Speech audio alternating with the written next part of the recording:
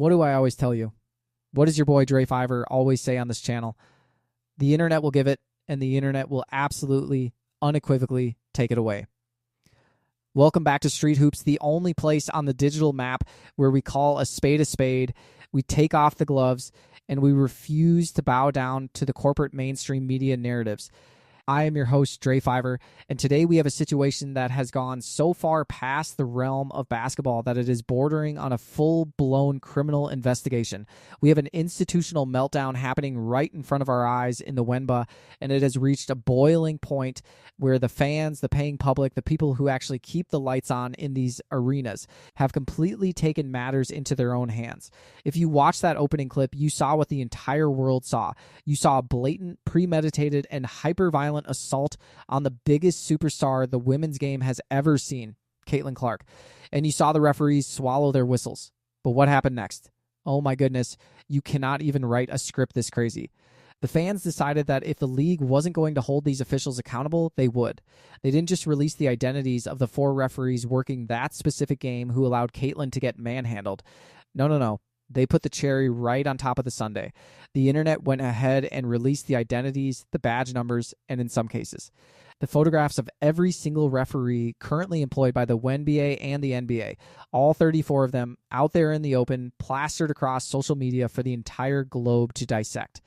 Now, let me stop right here and give you Dre's personal opinion before the pearl clutchers and the corporate apologists run down into my comment section crying about doxing. Let me make this crystal clear so the people in the back can hear me. This is not doxing. I repeat, this is not doxing. The names, the numbers, the assignments of professional sports referees is 100% public information. It is practically public record. These are public figures officiating nationally televised games.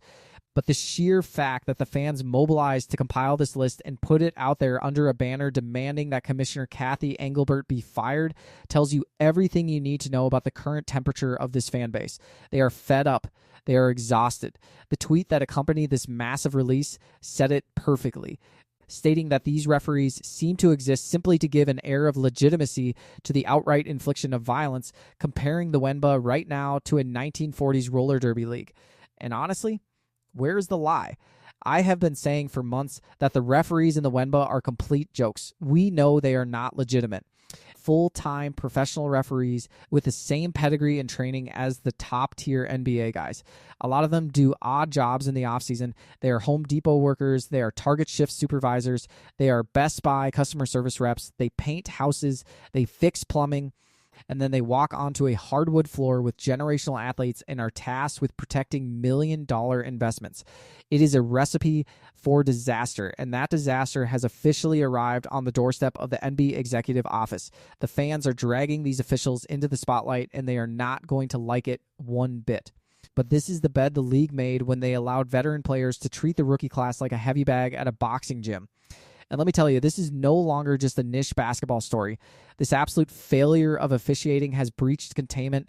This is making national news. This is making world news. When the mainstream cable networks start dedicating segment after segment to the absolute thuggery happening in women's basketball, you know the front office is sweating bullets. Did you hear that? That was Fox News taking all the gloves off and throwing them in the trash can. They want all the smoke. When you have network anchors slowing down the footage frame by frame to show the entire country the exact millisecond a veteran player decides to use a closed fist on a rookie's windpipe, you cannot hide behind your PR statements anymore. The announcer on that broadcast made an incredible point, and it carries weight because this wasn't just some random talking head. This was a guy who called play-by-play for the NBA on network television for the first 3 seasons alongside Reggie Miller. He knows the history of this league. He knows what it looked like in the dark days. And he flat out stated that Caitlin Clark is an unprecedented generational star who is making this league far more successful than it ever has been in its entire history. She is hitting threes. She is dishing the rock. She's generating revenue. And in return, she is getting roughed up on a nightly basis while the league administrators sit on their hands. That anchor said she has to get protected, and the other host jumped in and agreed instantly. That is how glaringly obvious this corruption is. The mainstream media is not holding back. They are exposing the fact that the WNBA has a massive consistency problem. And look, I have to be completely honest with you guys. This is a horrific look for the WNBA as a business entity. If I am a multi-million-dollar corporate sponsor, if I am State Farm, if I am Gatorade, if I am Nike, I am looking at this footage and I am calling an emergency board meeting. You do not invest hundreds of millions of dollars into a marketing campaign built around a generational superstar just to watch the league's own employees, the referees, and the veteran players actively conspire to take her out on live television. Because let us not forget the massive whistleblower report that leaked right before this specific game, where a suspended official openly admitted that there is immense internal pressure from the higher ups to let these bitter veterans play aggressively against Clark. They want to suppress her rise to protect the legacy of the old guard. They view her as a corporate threat. So when Alyssa Thomas drives a fist into Caitlin Clark's neck and the referees turn a blind eye, that is not an accident. That is structural warfare. That is the system operating exactly how it was designed to operate by the people who resent the fact that a straight white girl from Iowa is responsible for bringing 25% of the entire league's revenue in her rookie year alone. But not everybody in the basketball establishment is completely blind to this reality. We actually had a prominent voice from the golden era of the WNBA speak up, and she provided a perspective that I think every single player in the league today needs to have forcefully injected into their brains. Shout out to the absolute legend, Lisa Leslie, because she is not playing any games with these modern day narratives. Now, Lisa took a very diplomatic approach at first, and I respect that. She acknowledged that officiating is a tough, thankless job. Nobody is denying that. Being a referee is incredibly difficult. But even Lisa, someone who wants to protect the image of the league she helped build, had to look at that footage and say, wow, that was a bit much. She flat out said that the official missed the call and that there is absolutely no excuse for the league not having an immediate replay on a play that dangerous. But the most important part of her entire statement, the absolute gold nugget of truth that exposes Alyssa Thomas for exactly who she is, was her breakdown of player-to-player respect. Lisa Leslie played in the most physical era of women's basketball. She banged in the post, she took elbows, she gave elbows, but she made it abundantly clear that back in her day, you protected one another. You played hard, you played physical, but you were not out there trying to end someone's career or purposefully hurt them. She said if she was going for a loose ball and accidentally punched or hit a player, the very first thing she would do is turn around and help them up. She would look at them and say, dang, my bad. That is the difference between playing hard basketball and playing dirty. Gangster street ball. Alyssa Thomas did not turn around and say, my bad. Alyssa Thomas did not reach a hand down to help Caitlin Clark off the hardwood. Alyssa Thomas drove her fist into Caitlin's throat, pressed her weight down, and then purposely, menacingly stepped completely over her body to assert dominance. That is not a basketball play. That is an intimidation tactic. That is an assault meant to send a message. And as Lisa Leslie correctly pointed out, if she had just apologized in the moment, it would be a completely different conversation. But the sheer lack of reaction, the utter lack of basic human sportsmanship, proves the intent. Every player, from the start of the game to the final buzzer, deserves the exact same type of physical protection from the officials. It does not matter what your accolades are. It does not matter how many millions you make in endorsements. And it certainly does not matter if the bitter veterans in the locker room happen to hate your guts. You protect the players. But apparently, the Phoenix Mercury organization completely missed that memo. Because instead of holding their player accountable, their head coach decided to get in front of the microphones and deliver one of the most delusional, utterly embarrassing company line speeches I have ever heard in my entire life. Bro, Nate Tibbetts, this is a remarkably bad look, brother. I am not even going to hold you. This is a catastrophic public relations disaster for you and the entire Phoenix Mercury organization. For a head coach to stand at a podium, look at the cameras, and say that the organization is 100% behind a player who just committed a blatant, undeniable throat punch on national television is absolutely appalling. He stood up there and said, the people in this league know who Ad is. She's a competitor. Yeah, Nate, the people in this league definitely know who she is. The fans know who she is. She is a thug. She is a criminal on the hardwood, and she is definitively a dirty player. I do not care how you try to spin this. I do not care how many buzzwords you throw out to the press. You can call her a winner. and you can call her tough until you are blue in the face, but the video evidence does not lie. Nate Tibbetts, your player is dirty. She puts her hands on people with the intent to injure, and the absolute audacity of this guy to complain about the suspension process. Are you out of your mind? He stood up there and cried about how he was disappointed with the league leaders because this was not a thorough investigation. He was whining that nobody from the league called Alyssa Thomas or his security team or himself to ask what they felt happened in the situation. Hey, Nate, let me explain how high-definition broadcast cameras work. The league does not need to call your security team to ask for your completely biased, fabricated side of the story when they have 6 different 4K camera angles showing your player delivering a closed fist to the esophagus of the franchise player. This is just like an in-game video review, except they had to do it after the fact because you're part-time. Off-duty referees were too busy staring into space to do their jobs live. Reviewing a play for a flagrant 2 upgrade does not require a sit-down interview with the perpetrator. You watch the tape, you see the assault, you issue the suspension. Period. And then he tries to take a shot at Indiana Fever coach Stephanie White, saying it is ridiculous to claim there were 2 cheap shots in that game. Listen, the fans were in the building. I have seen the comments. People who were literally sitting in the lower bowl have come out and said it wasn't just 2 cheap shots, it was more like 5 or 6. It was an entire evening of knee tactics, deliberate tripping, late elbows, and off-ball shoving. Stephanie White was completely justified in losing her mind. And let me remind you, Stephanie White coached Alyssa Thomas for 2 years. She knows exactly what that is about. So for White to publicly go on record, risking massive fines from the league, to call out the egregiousness of those cheap shots tells you everything you need to know about how dangerous the floor was that night. Nate Tibbetts is either completely delusional or he is just a puppet forced to follow the company line to keep the locker room from imploding. Either way, he looks foolish and the fans are absolutely destroying him in the comments. I saw one fan write, "Are you effing kidding me? The Phoenix Mercury is okay with the bruising of a player, a white straight player at that." Another pointed out that Nate telling people not to rely on social media screenshots is hilarious when we have the raw, unedited video footage. It is a slippery slope, all right, Nate? A slippery slope straight into irrelevance for your franchise. Now, this entire sequence of events brings me to a theory, a personal Dre Fiver theory, about why the end of that game looked the way it did. A lot of the mainstream media commentators pushed this completely fabricated narrative that Caitlin Clark was simply benched for performance reasons or because she was throwing a tantrum. But I was watching that game. I was seeing the sheer volume of unchecked violence happening every time she crossed half court. And I am telling you right now, my opinion is that the Indiana Fever coaching staff actively removed Caitlin Clark from that game to protect her from further physical assault. They saw the knee tactics. They saw the tripping. They saw the fist to the throat. They realized that the officials had absolutely no intention of regaining control of the contest, and they made an executive decision. They essentially said, you know what, Caitlin? The way they are targeting you tonight, and the fact that you are already dealing with back issues, it might be in our franchise's best financial and competitive interest for you to just sit the rest of this one out so you don't get your career ended by a rogue enforcer. That is a massive possibility as to why she left that game so abruptly.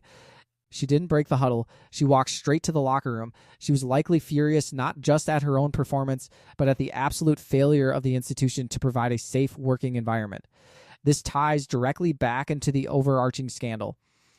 If a team has to bench their own generational superstar simply to keep her alive because the referees are complicit in a physical targeting campaign, your league is fundamentally broken. And this is exactly why the corporate panic is setting in. But just when you think the discourse surrounding this situation could not possibly get any more toxic, just when you think the media gaslighting has reached its absolute ceiling, we have a so-called sports analyst step up to the microphone to deliver what might genuinely be the single most insane, brain-dead, historically ignorant sports take I have ever heard in my 3 decades of watching basketball. Welcome to the Bento Podcast, where apparently common sense goes to die. Emmanuel Acho with that peanut butter skin, sitting behind a professional microphone, looking directly into a camera and fixing his mouth to say that the WNBA would be better off without Caitlin Clark. I had to rewind the tape 3 times to make sure I wasn't hallucinating. He actually said that she is a bigger distraction than she is an additive. He said that she got the WNBA over the necessary threshold they needed, and now that the eyes are there, the league doesn't necessarily need her anymore. He literally said, "Thank you, Caitlin. We can take it from here. Emmanuel Acho, I am about to cook you. I am going to cook your entire argument, chop it up, and serve it as stir fry. Because clearly, you do not watch the games, you do not follow the business of sports, and you do not understand basic television ratings. Let us break down this absolute garbage take piece by piece, because the sheer delusion on display here is dangerous to the discourse. Acho claims that now people are watching, implying that the fan base Caitlin Clark brought with her has magically transferred their loyalty to the Emba logo itself, and that if she disappeared tomorrow, those millions of fans would just stick around to watch a Tuesday night game between the Atlanta Dream and the Dallas Wings. Acho, you don't follow the ratings? You do not actually know who is watching or why they are watching. If you did a shred of actual research before opening your mouth, you would know that to sustain a multi-billion-dollar business and justify these massive new media rights deals, Caitlin Clark's games are practically the only games worth a damn to the broadcast networks. There is a reason 44 of her games are plastered across national television networks. The executives in the boardroom understand what you apparently do not. We are not over the necessary threshold. The league still desperately needs Caitlin Clark because her games are the ones drawing 2.5 million viewers. When she does not play, those numbers crater. They plummet down to 800,000, 750,000, sometimes 650,000. And honestly, for a league that just signed $1 billion TV deal, drawing 650,000 viewers is not good enough. It is absolute trash. The Amazon Prime numbers for a Fever game completely obliterate the Ion Network games featuring the rest of the league. So do not sit there and tell me the eyes are going to stay. When she goes bye-bye, the eyeballs go bye-bye. It might not happen overnight, but over a period of time, people will turn on their TVs, look at the brutal, unwatchable product the rest of the league is putting out, and say to themselves, oh yeah, this is exactly why I haven't watched this league for the last 30 years. And then this man has the audacity to say that the league has talent that is actually even greater than Caitlin Clark. He names Aja Wilson. Fine, Aja is an all-time great big. But then he brings up college players. He brings up Olivia Miles. He brings up Paige Buchers. He says Kelsey Mitchell is better. Acho, again, you do not watch the games. If Olivia Miles was truly better than Caitlin Clark, she would be guarded like she is better than Caitlin Clark.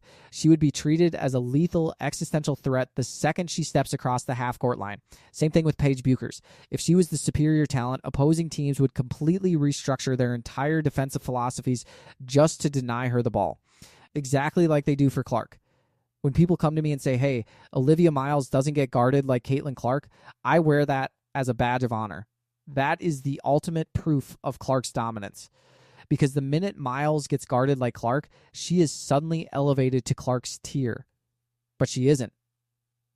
You don't want Brad Miller getting guarded like Shaquille O'Neal. They are guarded completely differently because one is the most dominant, unstoppable force of nature to ever play the center position, and the other is just Brad Miller playing for the Indiana Pacers. Caitlin Clark wakes up, rolls out of bed, and immediately commands double teams and full court presses because she is an offensive engine unlike anything the sport has ever seen. And let us address this historically bankrupt idea that a sport can just casually lose its biggest draw and maintain its audience. Think about boxing. When Mike Tyson left boxing, the sport didn't just carry on with the same numbers. It hit a massive lull. The audience disappeared. Then it came back when Floyd Mayweather and Oscar De La Hoya reached their peaks. When they retired, did the fans just stick around for the undercard fighters? No. The sport hit another massive lull until Canelo Alvarez became a global superstar. If boxing promoters had Emmanuel Acho's thought process, oh, all the people that stayed for Tyson are going to stay for everyone else, they would have gone bankrupt. The WNBA is no different. The players in that league might view Caitlin Clark as disposable, but the owners and the network executives know the terrifying truth. If the eyeballs drop off, the media rights deal is going to give them a lot less dinero the next time around. The players' salaries will shrink, the chartered flights will disappear, and the owners are going to have to foot the bill out of their own pockets. And that is exactly when the owners are going to look in the mirror and ask, do I really want to continue to financially support this league? But wait, Acho's masterclass in idiocy doesn't stop there. Acho tries to criticize the idea that the league, the referees, and the coaches need to alter their behavior for Caitlin Clark. He complains that her coach needs to be cognizant of how she talks to her in public so it doesn't look like there's an issue. He is crying about the fact that people treat her like a messiah. Let me drop some reality on you, Emmanuel. Every single elite coach in the history of professional sports understands that you have to manage your star player differently. Do you think Steve Kerr isn't hyper aware of exactly how a sideline interaction with Steph Curry is going to be dissected by the media? You are out of your damn mind. Do you think Bill Belichick wasn't cognizant of how he spoke to Tom Brady for 2 decades because he knew the cameras were watching? You are out of your damn mind. Do you think Tyronn Lue wasn't heavily calculating every single word he said to LeBron James during a timeout because he knew ESPN would lip read it an hour later? You are out of your damn mind. We have seen LeBron James literally bump into Eric Spoelstra walking to the bench, and that single moment exploded into a month-long national news cycle. We just watched Chris Finch and Anthony Edwards going back and forth in the playoffs, and it dominated the headlines. Managing the public optics of your franchise player is literally part of the job description for a professional head coach. And as for not altering the rules, nobody is asking the officials to alter the rules for Caitlin Clark. We are begging them to actually enforce the damn rules that are already written in the book. We are asking them to call the game fairly and evenly. There will always be human error. There will always be missed calls, but the blatant, targeted, systemic discrepancies in how Clark is officiated compared to everyone else is the core issue. And finally, to address Acho's complaint about people treating her like a messiah, technically, she is the messiah of the WNBA. She saved the league. Check the attendance records before she arrived. Check the viewership numbers. They were about to fold up like a cheap beach chair after COVID. They were flying commercial. They were practically hitchhiking on the side of the highway to get to away games. She single-handedly injected $1 billion of value into the NBA ecosystem, and the thanks she gets is a fist to the throat and Emmanuel Acho crying on a podcast about how she is a distraction. Acho, I cooked you. God Logic cooked you. The numbers cooked you. Stir fry. Complete and utter stir fry. The media loves to claim she gets coddled, but name one mainstream media outlet that actually coddles her outside of reporting on her being assaulted. ESPN doesn't coddle her. The Athletic doesn't coddle her. The only time the mainstream media steps in is when a veteran takes a cheap shot and the refs conveniently go blind. Because at the end of the day, as raw as it sounds, a lot of these veterans hate the fact that this straight white girl came from Iowa and completely stole their shine, got them paid, and forced them to actually play in front of sold-out crowds. It is what it is. I am calling a spade a spade. The NBA is at a crossroads. The fans have drawn a line in the sand by exposing the referees. The corporate sponsors are watching. The mainstream media is circling like sharks, and the veterans are running out of excuses. They either clean up this league, protect their investments, and start operating like a legitimate professional sports organization, or they watch the entire empire crumble just as quickly as Caitlin Clark built it. That is my time, Street Hoops family. Let me know your thoughts in the comment section below. Was the officiating crew completely complicit in this attack? Does Nate Tibbetts need to be fined for his delusional press conference? And do you think the league will survive if they actually listen to fools like Emmanuel Acho? Get down in the comments and let your voice be heard. Smash that like button, hype the video, subscribe to the channel, and hit the notification bell so you never miss a deep dive. It means the absolute world to me. See you next time, and as always, take it easy.